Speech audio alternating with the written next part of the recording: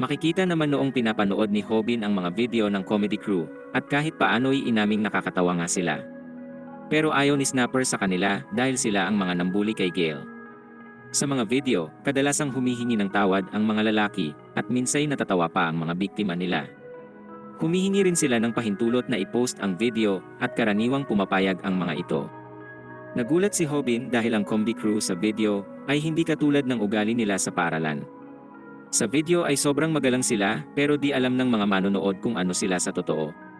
Biglang nagulat si Hobin nang malaman na ang comedy crew ay may 700,000 subs, kaya nagdesisyon siyang magsimula na rin silang maghagis ng mga ahas sa tao. Gayunpaman, ipinaliwanag ni Snapper na hindi lang ahas ang prank nila. Ang mga prank nila ay nakatuon sa katatawanang hindi nakakairita o hindi nakakaumay panoorin. Hindi lang sila mga bully na gumagawa ng mga prank, kaya sa tingin pa rin ni Hobin ay dapat nilang subukang gawin ang ganitong klaseng mga bagay. Iniisip ni Snapper na dapat silang gumawa ng 3 laban kada linggo pero ayaw ni Hobin at nilagay siya sa baseball choke. Pinagmasdan ni Gail ang mga video ng comedy crew at tinuon ang pansin sa kanilang edit. Bigla namang lumitaw ang comedy crew at tinukso si Hobin dahil sa pagiging payat nito. Pinagtawanan din nila si Snapper at pinuntong para bang gustong lumaban ng mga lalaki. Sinabi ng comedy crew na lalabanan sila pero gusto na lang ni Snapper na magtago sa isang butas. Tinukso rin nila si Gail pero nagpasya na lang nakalimutan ang grupo dahil sila'y mga talunang may 190,000 subs lang. Galit na sinabi ni Hobin hintayin nila kung anong mangyayari kapag gumawa sila ng sarili nilang prank video. Nakakagulat na tinawag siyang uslak ni Snapper at ipinaliwanag na ang paggawa ng prank ay delikadong content. Maraming di inaasahang pwedeng mangyari habang nagfi-film kaya karamihan sa mga prank channel ay mga scripted. Pero ang comedy crew ay sinasabing hindi scripted, kaya kung may aksidenteng mangyari, ay maaaring lumikha ito ng problema para sa kanila. Biglang natuwa si Hobin nang makatanggap siya ng text mula kay Bomi pero nagulat siya sa sinabi nito. Sa ospital, sinabi ni Bomi kay Kim na muntik na siyang masagasaan. Napilay ang paa niya matapos siyang maprank ng comedy crew at humingi sila ng pahintulot na i-upload ang video. Mabutit dito siya nakaiwas na maging biktima ng dumadaang sasakyan. Nagulat si Kim sa narinig ngunit ipinahayag ni Bomi na hindi pa yon ang pinakanakakasar para sa kanya. Sa sandaling yon, natakot siyang mawala ng buhay, ngunit ang comedy crew ay nag-alala lang sa pagkuha nito sa kamera habang sila'y nagtatawanan. Biglang dumating si Hobin sa ospital na galit nang marinig na nagtatawanan ang comedy crew. Sinubukan ni Boming pakalmahin siya at humingi ng tawad si Hobin. Nagpadala siya ng text at humingi ng tawad dahil hindi siya ang unang dumating sa ospital. Sinabi ni Hobing magpahinga na siya at nagulat siya nang umalis ito. Sinubukan siyang pigilan ni Bomi pero ang iniisip lang ni Hobin ay nagsisisi siyang di masabi ang mga yon ng harapan. Ang huling text ni Hobin ay nagsasabing aalis muna siya dahil nandoon naman si Kim. Ipinaliwanag ni Hobin na ang mga talunan ay may batas. Hindi sila umaasta sa harap ng mga malalakas. Napagtanto ngayon ni Hobin na hindi na kailangang mag-alala sa bagong content dahil ang susunod niyang kalaban ay napakalapit. Sinabi ni Hobin sa grupong oras nang umalis at lahat sila'y determinado nang ideklara ni Hobin dudurugin nila ang comedy crew. Pinanood ni Hobin ang sunod na video ni Samdak sa kung paano tumalo ng maraming kalaban. Pinunto ni Snapper na ayaw lumaban ni Hobin noong una at nagtataka kung nagbago ang isip niya dahil nasaktan si Bomi. Ang problema ay hindi ito tulad ng kanyang mga nakaraang laban dahil 3 kalaban ang kaharap niya ngayon. Ipinaliwanag ni Hobin wala siyang tsansang manalo laban sa 3 kaya hindi siya lalaban sa kanila. Ito ang unang pagkakataon na hindi nagtiwala si Hobin sa isa sa mga video ni Samdak dahil tila ito ay malayo sa katotohanan. Sa halip na lumaban, nagpasya si Hobin maghiganti sa ibang paraan. Makikitang ang 2 huling video ng comedy crew ay may kabuuang 8 million views.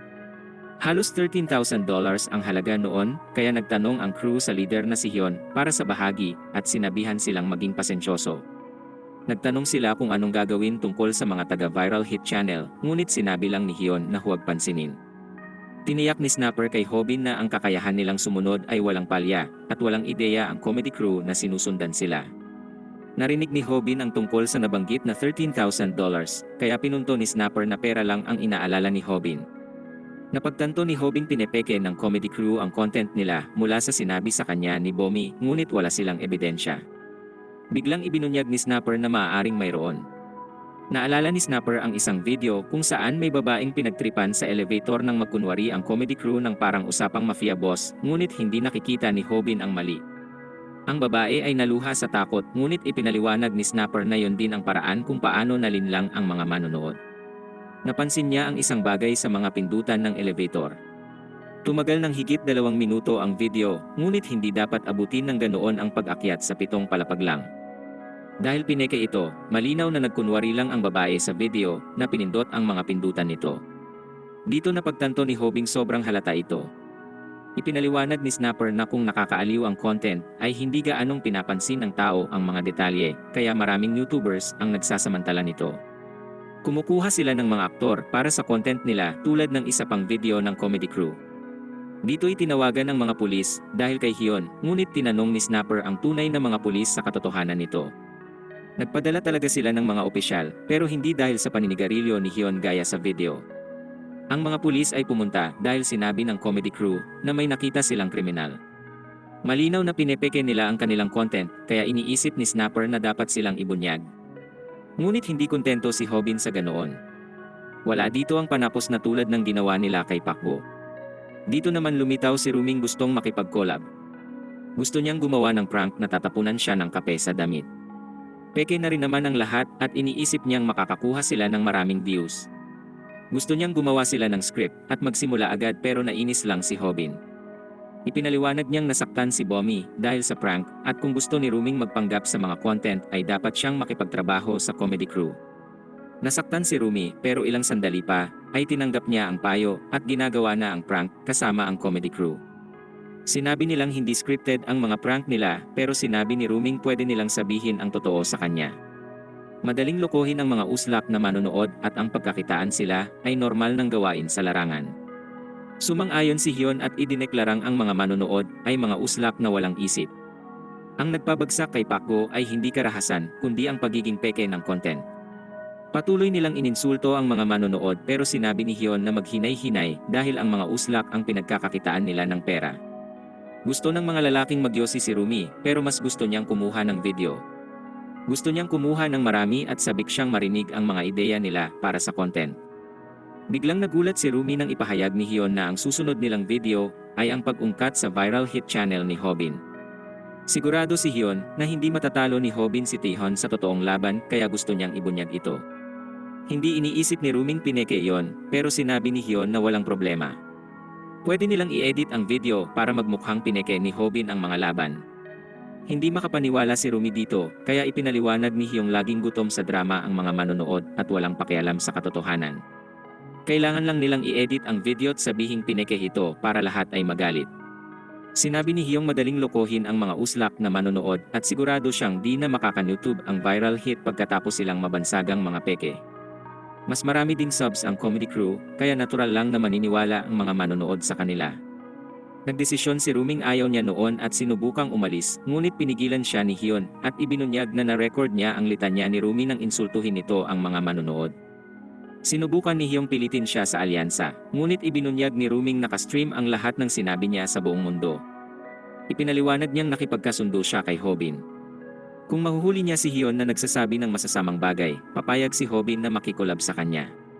Humingi ng tawad si Rumi sa panlilinlang at pinuntong kahit mas mataas ang subscriber count ng comedy crew, ay naniniwala siyang mas maliwanag ang hinaharap ng viral hit. Biglang dumating ang viral hit crew na talaga namang kumpiyansa, at binigay ni Rumi kay Snapper ang mga ebidensya. Tinawag ni Ruming uslak si Hyun at pinuri siya ni Hobbin sa kahusayan. Humarap si Hobbin sa comedy crew at nagtanong kung pagpepeke lang ng mga video ang tanging alam nila. Iniisip ni Hobbin na 3 sila pero sa kung anong dahilan ay kumpiyansa siyang kaya niyang harapin ang mga ito. Inihayag ni Hobbin magsisimula na ang stream at tinawag itong paano tumalo ng maraming kalaban. Tumayo si Hobbin sa harap ni Hyun at nagtaka ito kung ganito ba kalaki si Hobbin. Makikita si Hobbin nang manood ng video ni Samdak. Gaya ng dati, ipinahayag ni Samdak na walang paraan para manalo ang mga manonood kontra sa maraming kalaban.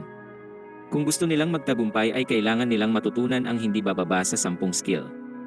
Bilang ordinaryong tao, walang tsansa ang mga manonood kaya sinabi niyang kalimutan na ang ideya ng pagtalo sa mga kalaban. Pinakita ni Samdak na tatapusin na niya ang video, ngunit pagkatapos ay inihayag na kahit hindi sila manalo, ay maaari pa rin silang magtagumpay. Hindi makapaniwala si Hobing niloko siya ulit, at ibinunyag nito ang estratehiya para sa ordinaryong taong matalo ang maraming kalaban. Ang sagot ay nasa kalikasan at iyon ay panlilinlang at pananakot.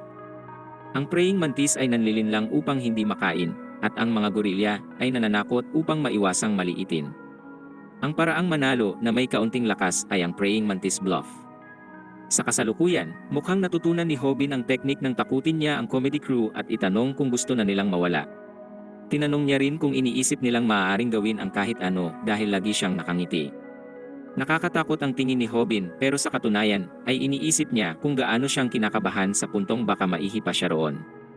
Pero mahusay ang kanyang acting dahil nakikita ni Snapper na tila ibang-iba si Hobin sa puntong iyon. Pinaalala ni Hobin sa sarili na huwag baguhin ang ekspresyon at panatilihing maikli ang mga sinasabi. Ang pinakamahalaga ay hindi nila dapat malaman na si Hobin ay sobrang natatakot na talaga. Inutos niyang iwan ang mga telepono at umalis, at nagsimulang mapaisip si Hyun kung talagang natalo niya si Pakgot Taehon. Perpekto ang naging takbo ng plano ni Hobin at iniisip naman ni Hyun kung gaano kalaki si Hobin nang dumating pa lang siya sa laban.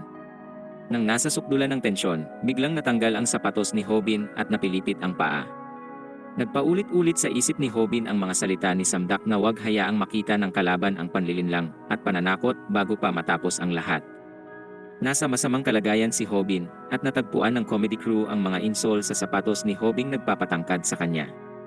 Sigurado si Hobin katapusan na niya pero hindi niya maaaring ipakita yon, kaya kumpiyansa niyang hiningi ang kanyang sapatos.